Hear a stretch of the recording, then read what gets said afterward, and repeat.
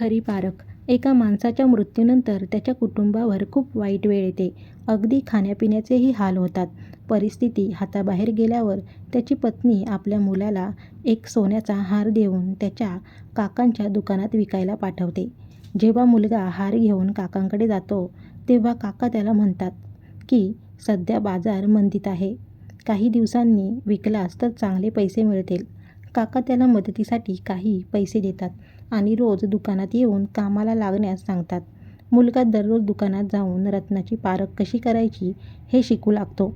काही काळातच तो मुलगा रत्नाची पारख करण्यात इतका कुशल होतो की लांबून लोक त्याच्याकडे हिरे तपासायला येऊ लागतात. एक दिवस काका त्याला म्हणतात की आता तुझ्या आईकडचा तो हार घेऊन ये. आता त्याचे चांगले पैसे मिळतील. मुलगा जेव्हा घरी जाऊन तो हार पाहतो, तेव्हा त्याला लगेच समजते की तो हार नकली म्हणजे खोटा होता.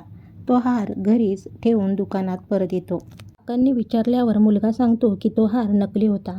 त्यावर काका हसून म्हणतात, जर मी हे तुला आधीच सांगितले असते तर तुला वाटले असते की तुझ्या कठीण काळात मी तुझ्या वस्तूला नकली म्हणत आहे. मित्रांनो, ज्ञानाशिवाय आपण अनेक गोष्टी चुकीच्या समजतो आणि याच गैरसमजातून अनेकदा नातीही बिघडतात.